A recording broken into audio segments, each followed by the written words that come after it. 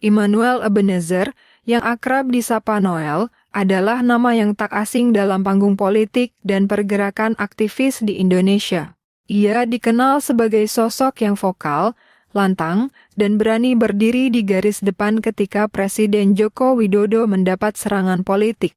Kini, pria yang dulu dielu-elukan sebagai panglima jalanan itu harus menghadapi kenyataan pahit.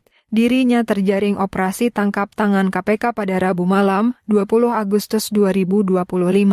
Penangkapan Noel terasa ironis, sebab lembaga yang kini menjeratnya adalah Komisi Pemberantasan Korupsi, institusi yang selama ini ia bela dengan penuh semangat. Bagi banyak orang, ini adalah momen tragis yang menggambarkan betapa rumit dan kerasnya dunia politik serta kekuasaan di Indonesia. Noel bukanlah politisi karir yang menapaki tangga kekuasaan dengan cara-cara konvensional. Ia lahir dari jalanan, dari aksi-aksi protes yang penuh idealisme. Ketika nama Jokowi diserang, suara Noel menjadi yang paling lantang membela.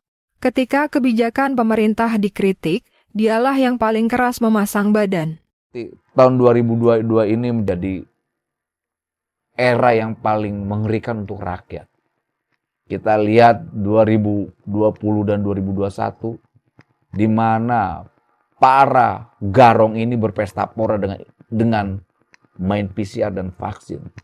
Sekarang mereka ingin lagi berpesta dengan mencekik rakyatnya sendiri.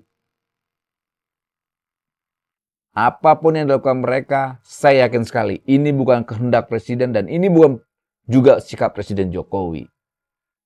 Jokowi yang kita pilih jelas sekali keberpihakannya soal keberpihakan pasti. Presiden Jokowi berpihak terhadap rakyatnya. Presiden dari latar belakang orang miskin, hanya sebagai buruh, tukang kayu.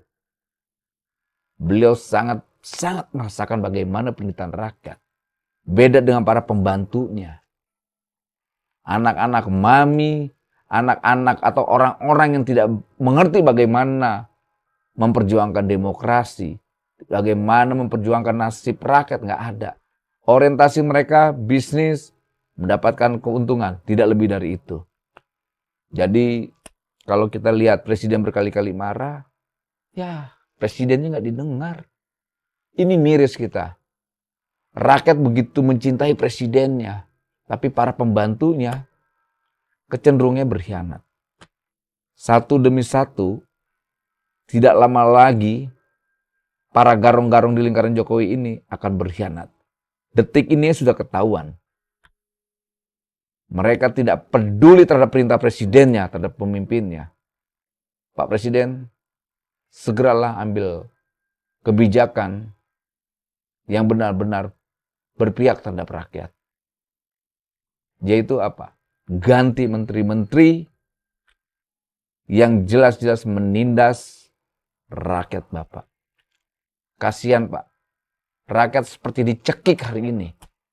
Di mana-mana semua teriak kelaparan, teriak tidak berdaya, demokrasi kita dirampas, hak rakyat juga dirampas.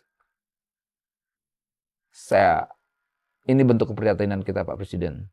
Semoga Pak Presiden bisa mengambil sebuah kebijakan yang benar-benar pro rakyat, Pak. Salam mimbar bebas. Semua loyalitas itu akhirnya berbuah hadiah besar. Pada Juni 2025, Presiden Joko Widodo menunjuk Noel sebagai Wakil Menteri Ketenagakerjaan. Dan pada tanggal 21 Oktober 2024, Presiden Prabowo melantik Noel sebagai Wamenaker dalam Kabinet Merah Putih masa jabatan tahun 2024 hingga 2029 atas usulan Jokowi. 25. Immanuel Ebenezer Gerungan S.Sos, Wakil Menteri Ketenagakerjaan.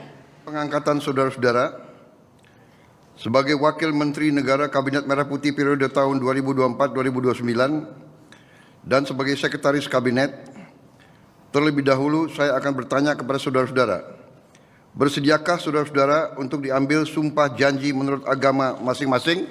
Bersedia. Bagi sebagian pihak, Penunjukan ini dianggap sebagai puncak karier Noel sekaligus simbol kepercayaan istana terhadap sosok yang selalu setia. Namun, tak sedikit pula yang menilainya sebagai bentuk politik balas jasa, di mana aktivisme dibarter dengan jabatan strategis. Apapun interpretasinya, jabatan itu kini berubah menjadi beban yang berbalik menghantam dirinya. Dari panglima relawan yang dielu-elukan, kini Noel berada di persimpangan jalan mengenakan rompi oranye KPK. Kini, Komisi Pemberantasan Korupsi telah menetapkan Wakil Menteri Ketenagakerjaan Immanuel Ebenezer bersama 10 orang lainnya sebagai tersangka dalam kasus dugaan pemerasan terkait pengurusan Sertifikat Keselamatan dan Kesehatan Kerja atau K3 di Kementerian Ketenagakerjaan.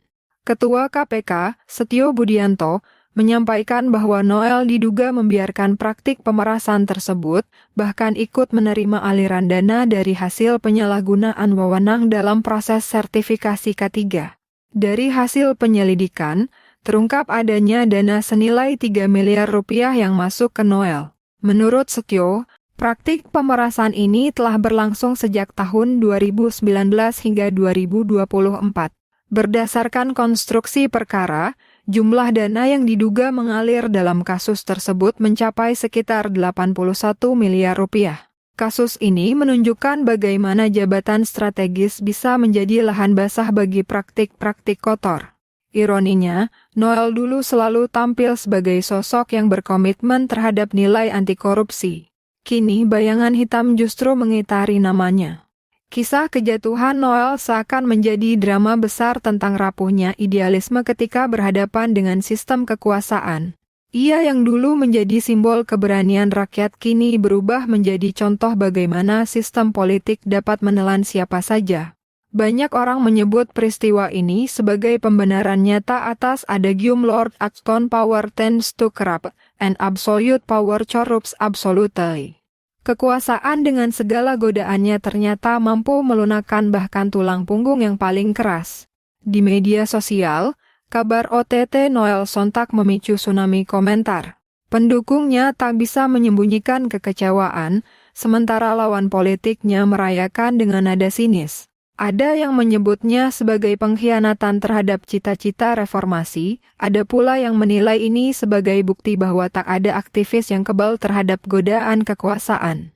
Reaksi ini menunjukkan bahwa kasus Noel bukan sekadar soal individu.